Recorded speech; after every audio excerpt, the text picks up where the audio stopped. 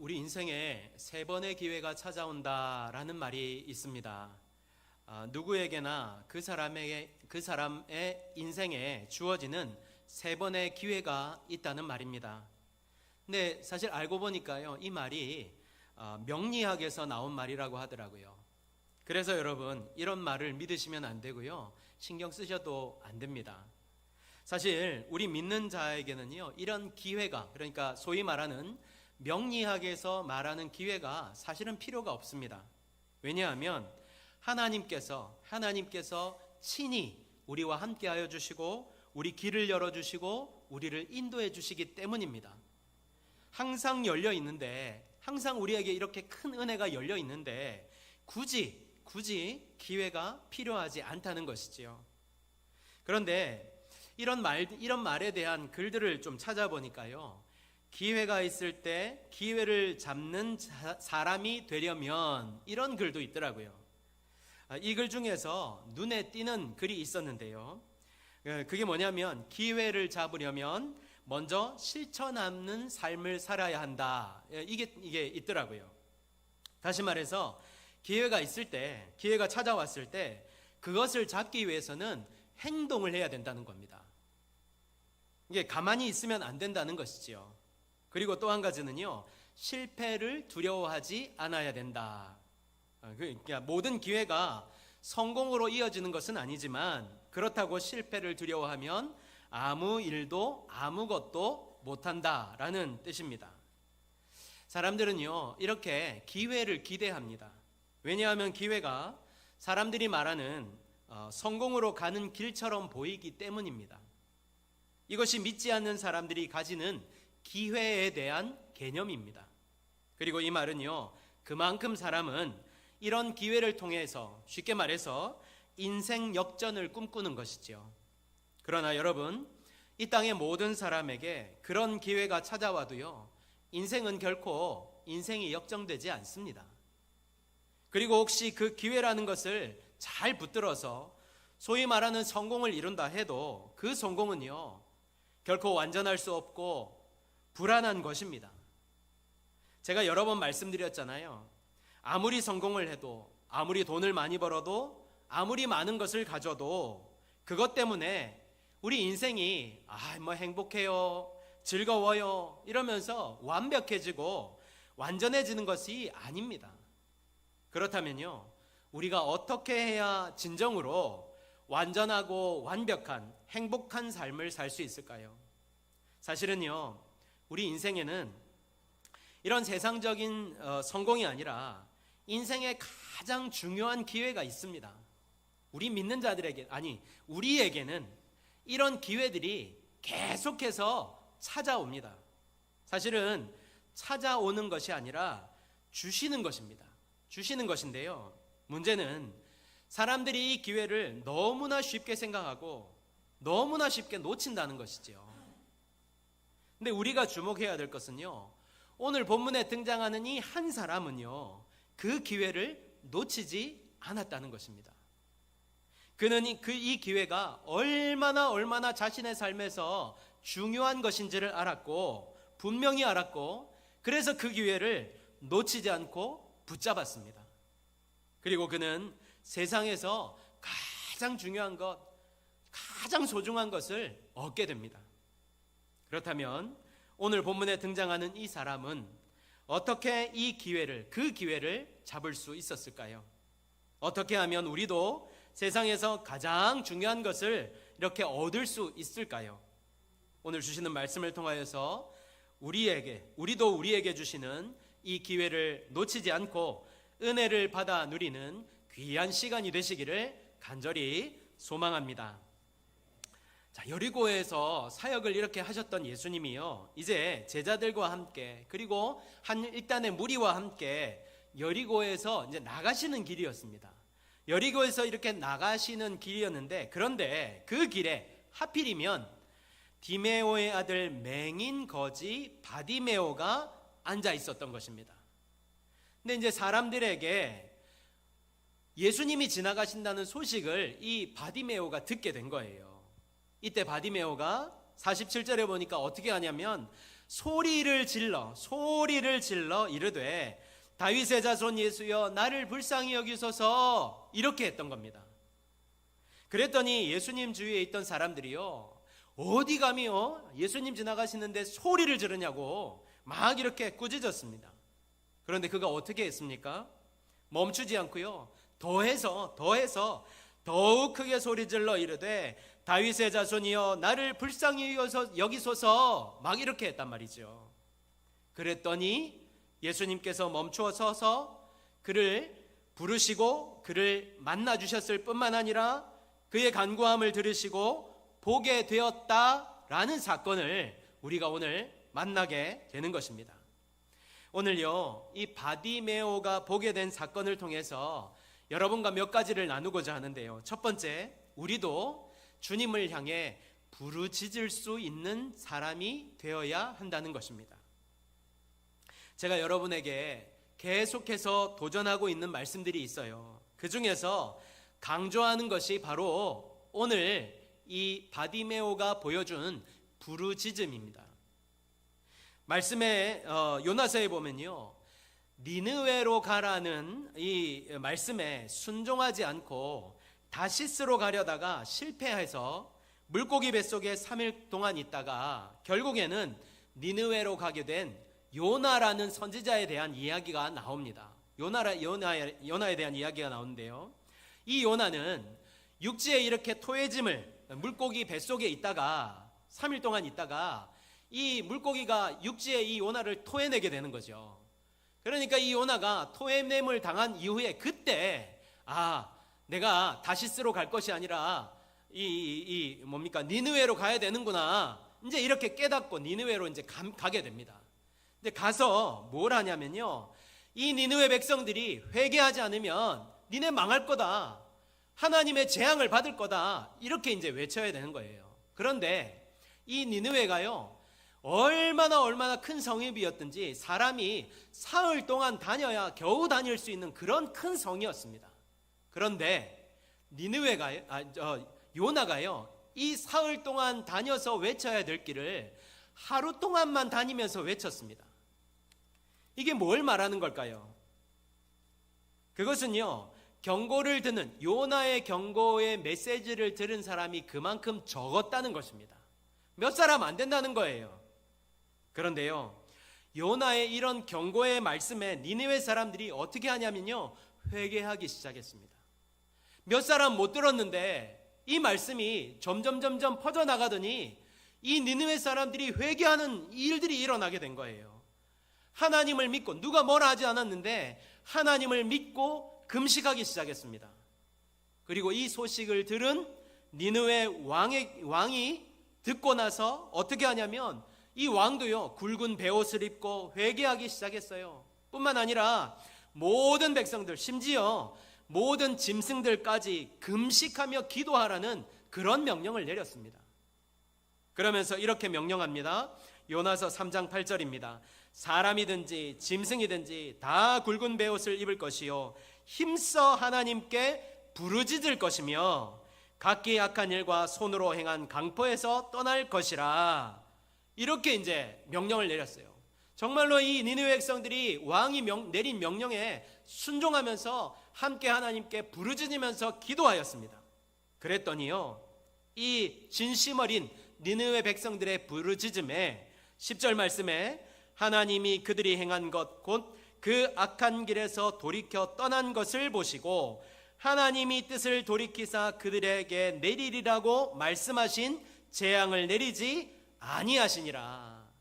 하나님께서 재앙을 내리기로 결심을 하셨는데, 아니 이 니느웨와 이 성읍, 이 백성들이 얼마나 악독했는지, 얘는 안 되겠다, 재앙을 내려야 되겠다, 이렇게 결심을 하셨는데 이 니느웨 백성들이 하나님 앞에 회개하고 부르짖으니까 하나님께서 재앙을 내리리라고 작정하신 그 결심을 돌이키셨다는 거예요.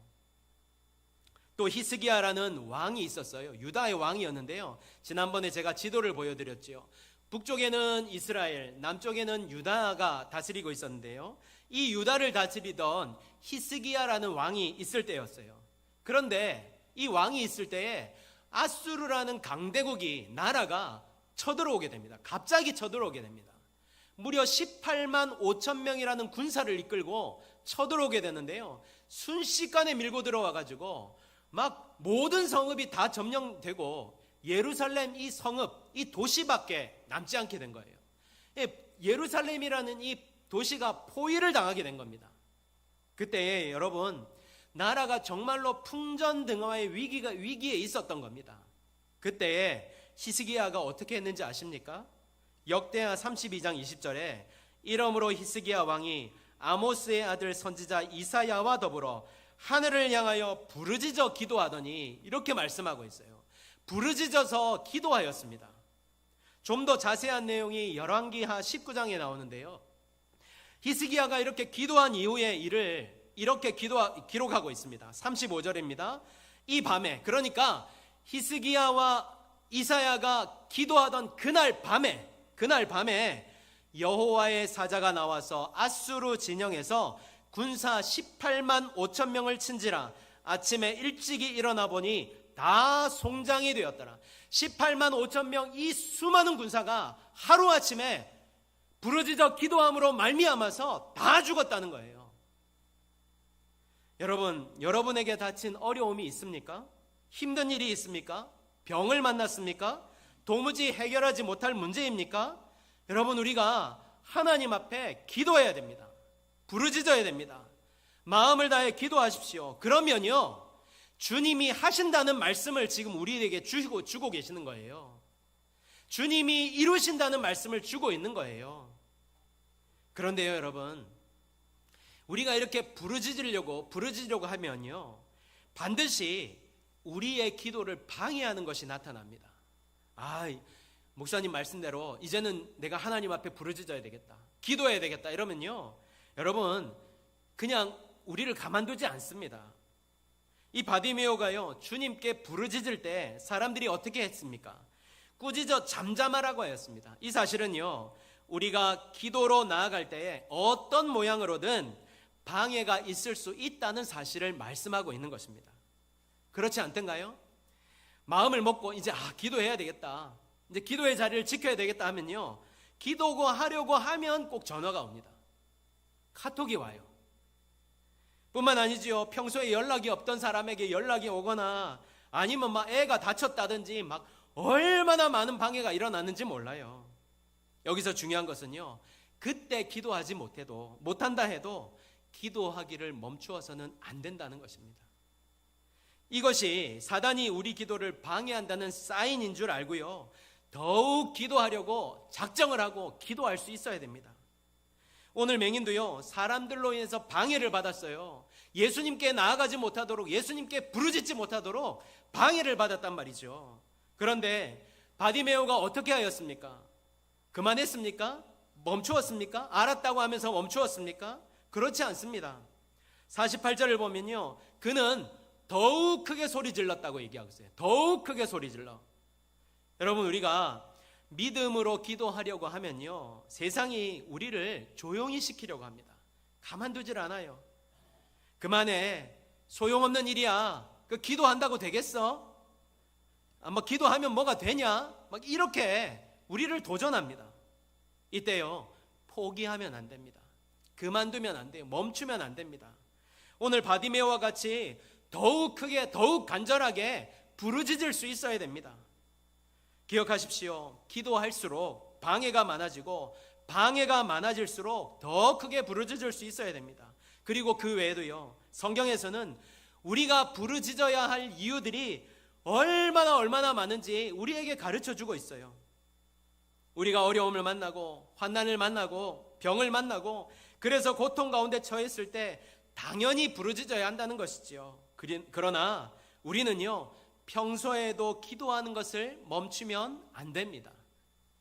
데살로니가전서 5장 17절에 뭐라고 말씀하지요? 쉬지 말고 기도하라고 했어요. 쉬지 말고. 이 말씀은요, 평소에도 항상 기도에 전념해라 라는 말씀인 거예요.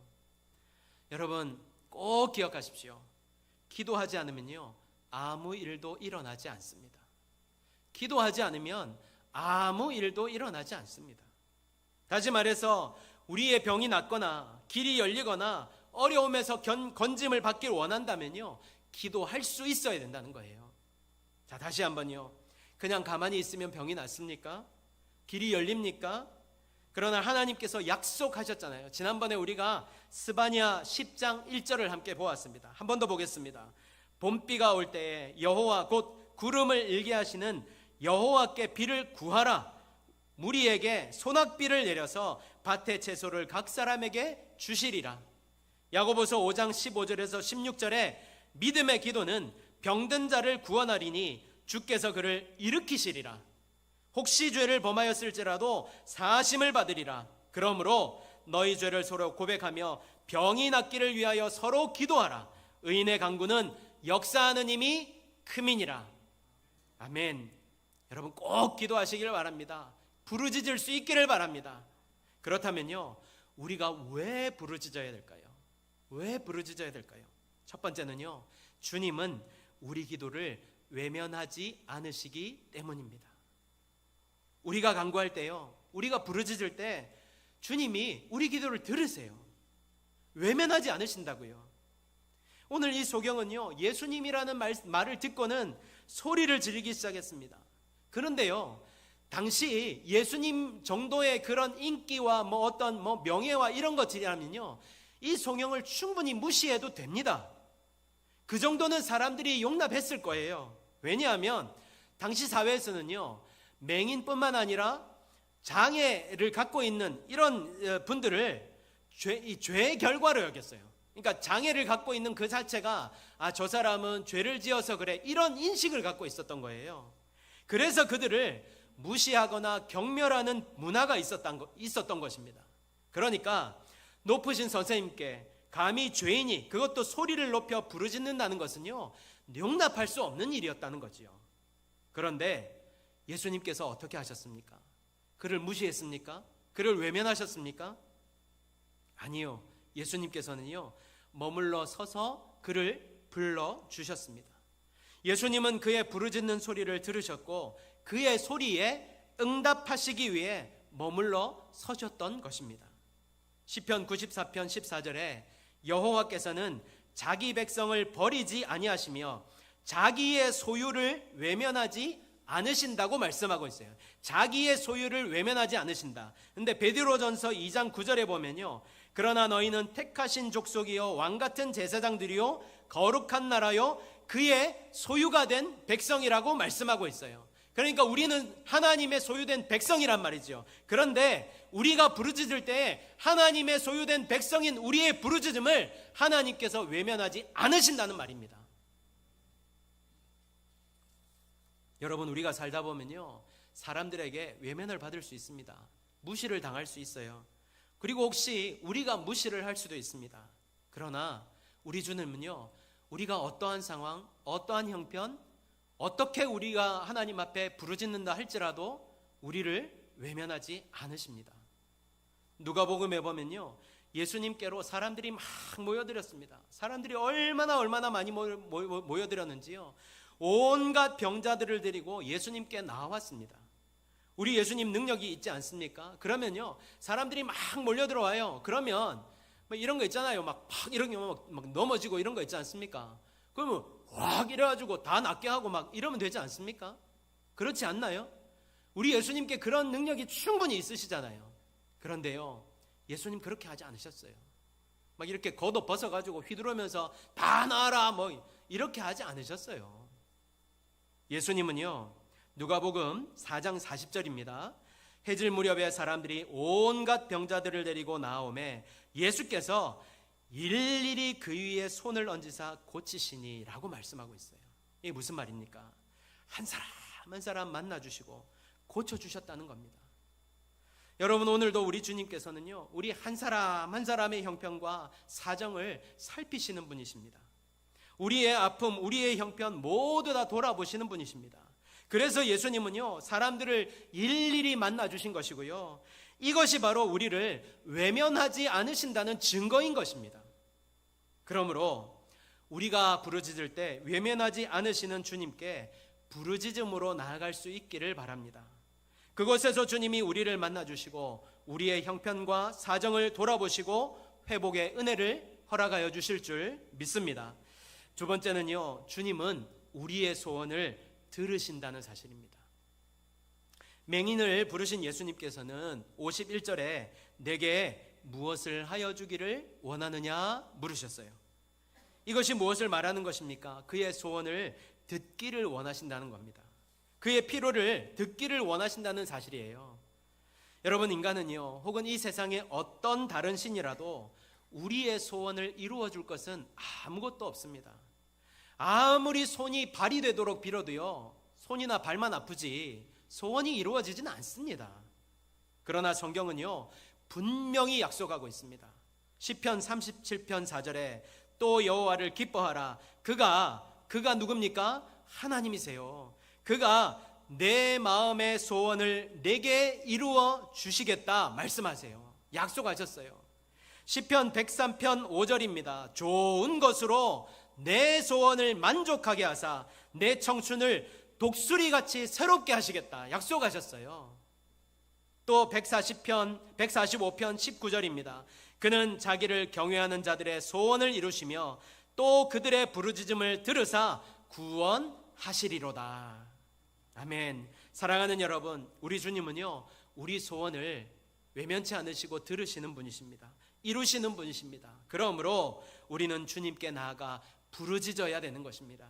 저는 이 자리에 계신 모든 분들이 주님께 나아가 부르짖어 우리를 외면하지 않으시고 내 마음의 소원을 이루시며 만족하게 하시는 주님을 꼭 만나게 되시기를 예수님의 이름으로 축복합니다.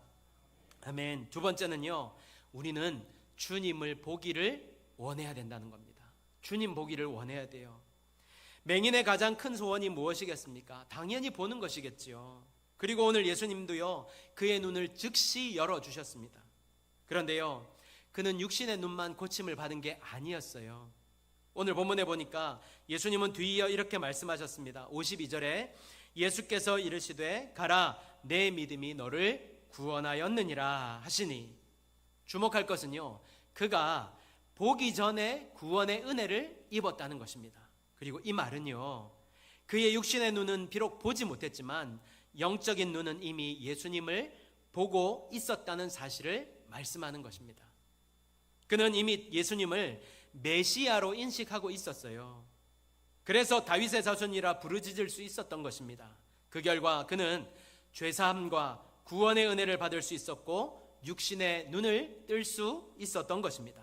다시 말해서 바디메오는 이미 예수님을 보고 있었고 구원의 표징과 결과로 눈을 뜨게 된 것입니다. 그리고 이 사실은 지금 예수님을 보지 못하는 수많은 사람들, 영적인 맹인들에게 우리가 진정으로 보아야 할 분, 우리 눈을 떠 반드시 보아야 할 분이 누구신지를 말씀하고 있는 것입니다. 세상 사람들은요, 눈을 뜨고 있지만 예수님을 보지 못합니다. 그래서 복음을 방해하는 거예요. 그래서 복음을 듣지 못하는 거예요. 그래서 방향을 잃고 방황할 수밖에 없는 것입니다. 그렇다면 교회를 다니는 사람들, 교회를 다니는 수많은 사람들은 어떻습니까? 진정으로 그들이 예수님을 바라보며 살아가고 있습니까? 저는 아니라고 생각합니다. 많은 사람들이 교회를 다님에도 불구하고 예수님은 보지 못합니다. 교회를 오래 다닌다고 해서 예수님을 볼 수 있는 게 아닙니다. 교회 생활 오래 했다고 해서 예수님을 볼 수 있는 게 아니에요. 오늘도 얼마나 교회에 예수님에 대해서 많이 알고 있음에도 정작 예수님을 보지 못하는 사람들이 얼마나 많은지 모릅니다. 그래서 오늘 이 말씀이 우리들에게 도전하는 것은 우리에게도 이 소경과 같이 주님 보기를 원합니다 라는 소원이 있어야 된다는 것이죠. 무엇보다 무슨 소원이 있어야 됩니까? 예수님을 보기를 원한다는 소원이 우리에게 있어야 된다는 것이죠. 여러분, 우리가 무엇을 보아야 됩니까? 지금 우리는 수많은 것들을 보고 있습니다. 세상에 좋은 것들, 아름다운 것들 많이 보고 있습니다. 정말 많은 것들을 보고 있습니다. 그런데요, 정작 우리가 보아야 할 것은 보지 못하고 있진 않습니까? 여러분, 우리가 지금 무엇을 보아야 합니까? 진정으로 눈을 떠서 보아야 할 분이 누구십니까? 예수님이십니다. 우리에게 이 소원이 있어야 됩니다. 왜 그렇습니까? 왜 보아야 됩니까? 왜 주님을 보아야 되죠? 첫 번째는요, 주님 안에 구원이 있기 때문입니다. 예수님 안에 구원이 있기 때문에 우리가 주님을 보아야 되는 거예요. 십자가를 제대로 바라보는 자들마다 구원의 길을 갈 수 있어요. 사랑하는 여러분, 저는 이 자리에 계신 모든 분들이 진정으로 예수를 보기를 원하고 그래서 그 소원함을 갖고 주님께 나아가 부르짖어 예수님을 만나게 되는 놀라운 은혜의 역사가 저와 여러분 가운데 임하게 되시기를 예수님의 이름으로 간절히 축복합니다. 여러분 기억하십시오. 예수님을 볼 때 소망이 생기는 겁니다. 예수님을 볼 때 소망이 생기는 거예요. 예수님을 볼 때 구원의 길이 열리는 겁니다. 예수님을 볼 때 우리의 마음에 진정한 평안과 안식이 찾아오는 거예요.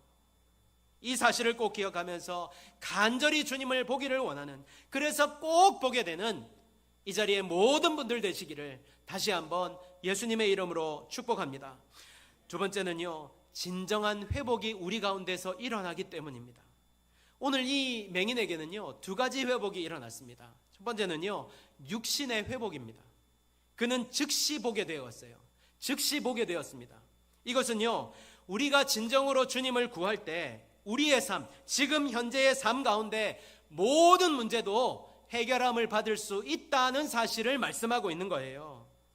여러분, 어디까지요? 어디까지 우리가 해결함 받을 수 있을까요? 상식적으로 여러분, 맹인이 무슨 수로 눈을 뜹니까? 당시 의학 기술로는, 그리고 지금도요, 이 맹인이 눈을 뜬다는 것은 거의 불가능에 가까운 것입니다. 그런데요, 그가 주님을 만나 간구하였을 때 고침을 입었습니다. 나음을 입었습니다. 이 말은요, 우리 앞에 놓인 어떠한 불가능한 문제들도 예수님께 나아가 간구할 때 해결함을 받을 수 있다, 고침을 입을 수 있다, 나음을 입을 수 있다, 이 사실을 말씀하는 거예요. 여러분 앞에 지금 무슨 문제가 있습니까? 어떤 문제가 있습니까? 아유, 안 돼, 못해, 이건 안 될 거야 라고 이미 결정지은 문제들이 없습니까? 지금 그 문제를 가지고 예수님께로 나아가십시오.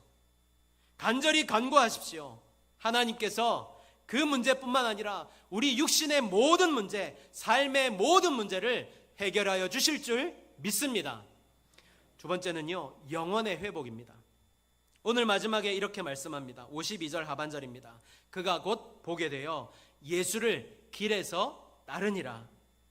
이 말씀이 아주 중요한 것은요, 이제 이 맹인의 삶이 근본적으로 변화하였다는 사실을 말씀하고 있는 것입니다. 과거의 모든 삶은 이제 버리고 주님, 우리 예수님 중심의 삶으로 방향이 전환되었다는 것을 말하고 있는 거예요. 여러분, 한번 생각해 보세요. 오랫동안 눈을 뜨지 못하다가 이제 눈을 뜨게 됐습니다. 그러면 어떻게 하시겠습니까? 가족을 먼저 찾는다든지, 혹은 자신이 나았음을 확인하기 위해서 제사장을 찾는다든지, 아니면 세상에 얼마나 볼 것들이 많이 있습니까? 아, 너무 기뻐, 너무 좋아, 이것도 보러 다니고 저것도 보러 다니고 막 그러지 않겠어요? 그런데 이 맹인은요, 눈을 뜨자마자 어디로 가지 않고요, 예수님과 함께 길 위로 나섰습니다. 쉽게 말하면 이제는요, 예수님을 따라갔던 것입니다. 예수님만 쫓았던 거예요. 여러분, 우리 삶의 진정한 회복은요, 예수님을 따르는 삶이라는 사실을 말씀하고 있는 것입니다. 세상의 것, 세상이 주는 것을 따르지 않고, 그 물질을 따르지 않고, 명예를 따르지 않고, 사람을 따르지 않고 주님을 따르는 것, 이것이 바로 진정한 회복의 증거라는 사실을 말씀하고 있는 것입니다. 많은 사람들이 예수님을 만났다고 하면서 예전의 습관, 악한 일, 세상 가치를 쫓고 살아갑니다. 그것은요, 진정으로 예수님을 만난 것이 아닙니다. 예수님을 만나게 되면 우리 영혼의 회복이 일어나게 됩니다. 그렇게 가치 있게 보이던 세상 것이 이제는 쓰레기처럼 보이는 것입니다. 그래서 볼품이 없어도, 도움이 안 되는 것 같이 보여도, 손해를 보아도 이제는 예수님만을 따르게 되는 것입니다. 예수님의 말씀을 따르는 삶을 살게 되는 것입니다. 저와 여러분 모두가 진정으로 예수님을 보기를 원하는 마음이 있기를 축복합니다. 그래서 예수님을 보게 되기를 축복합니다. 그래서 저와 여러분 모두에게 주님이 주시는 육신의 회복뿐만 아니라, 우리 문제의 회복뿐만 아니라 영혼의 회복에 은혜가 임하게 되며 예수를 나의 구주로 삼고 거듭난 새 생명으로 살아갈 수 있는 성도들이 되시기를 예수님의 이름으로 축복합니다. 아멘. 결론의 말씀을 드립니다.